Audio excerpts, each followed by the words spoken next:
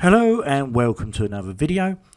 This one's a bit different. We're on Train Sim World 2. Now I did have the first one. I do like my trains, so it is a bit of fun and it's something a bit different, and I do find it quite relaxing. I wasn't going to bother with this second game, however they included the London Underground in it, and I do I'm quite fascinated by the London Underground, so I thought I would give it a quick spin. And I haven't kept this video going very long because obviously I realise nobody else likes trains. So it's only a really short clip, but it just shows you a little bit of the game. And literally this is as I started, so I don't really know what I'm doing, so we'll just fudge it as we go along. And passenger operations at several stations. Head over to the indicated train and climb aboard to get started.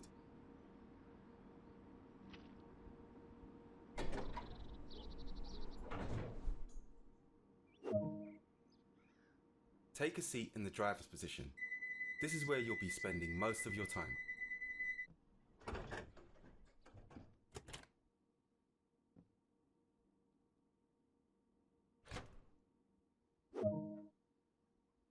The control switch activates the train for operation.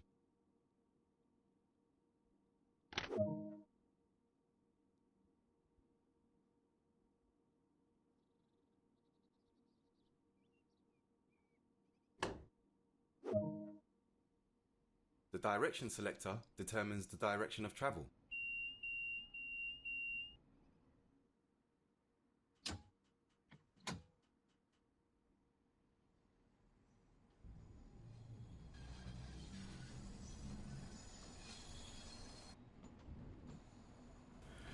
And as you can see, after a bit of messing around there, not quite sure what we're doing, we have suddenly moved off and we're about to go underground for the first time.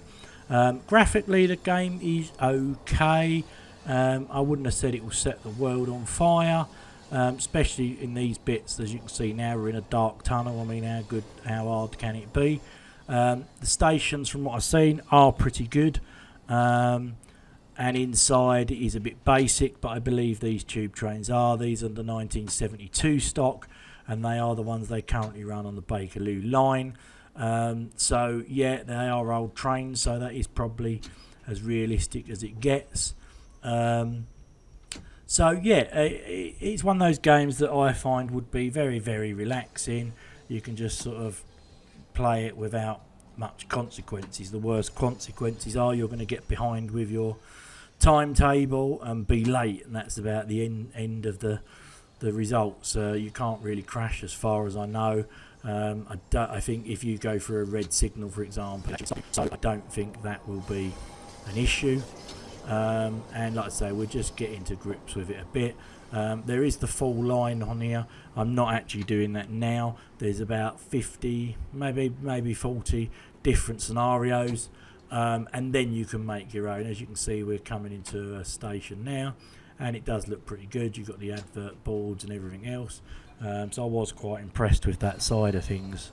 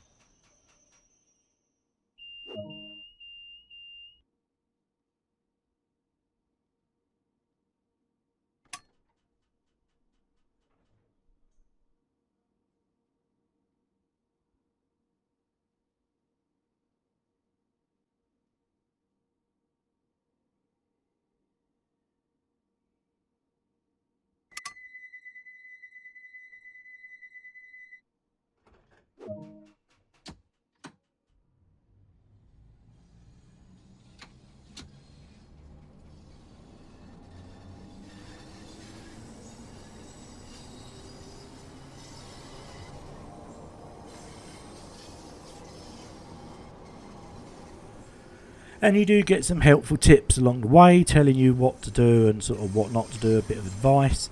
It's not difficult to control. It's just mainly sort of planning, because obviously as you come into a station you're coming in quite fast and you've got to try and stop in the right place, and if you stop too early and then restart, it really does hold things up, and then it makes you late, and then you're late for the next one, and so on and so on. I think I'll have a bit of fun with this game. I don't think it's for everybody, like I say, especially if you're not into trains. I only really went for it because it has got the London Underground, and I do like that. So maybe not for the masses, but I certainly enjoyed the little snip bit that I played, and I will definitely play some more.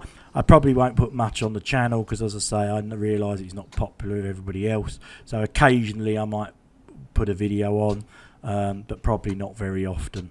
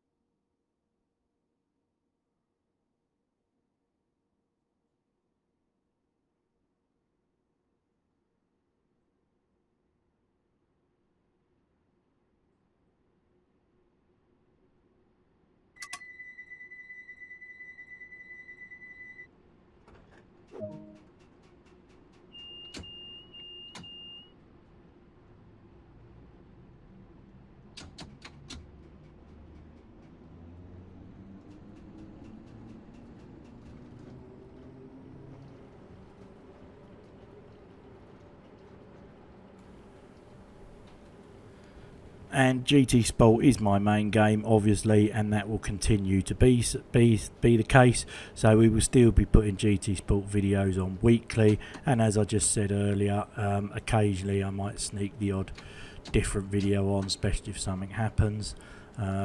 So keep an eye out for that. But as in terms of the game, yeah, unless you're a keen enthusiast, I think it's not for you. But if you fancy something a bit relaxing and a bit different, then give it a go. At the end of each mission you get, or challenge as it were, you get a score, you get points. I don't know what you can do with them yet, but you basically get rated. So that's if you're on time, if you stop in the right place at the stations. As you see now, we're coming in, there's different colours, that's where the coaches go. You're supposed to stop in the blue circle at the end, and if you do that at all your stops, then you get more points and so on. If you're on time with your passengers, opening doors and shutting the doors, you get extra points as well. So you're rated on each sort of mission you do, and that comes up at the end. So there is that element if you want to improve. And like I said earlier, I think there was about 40 missions, something like that. But after that, you can make your own. So you can decide what you want to do, you know, what stations you want to pick up at. You can make your own little scenarios, and you can change the weather to rain, snow, sunny. There's quite a lot of variations there on that theme. As you can see, I've just got out the train there and gone for a little wander, which you can do, and that's the end of it. And as you can see, it's giving me some sort of ratings and so on.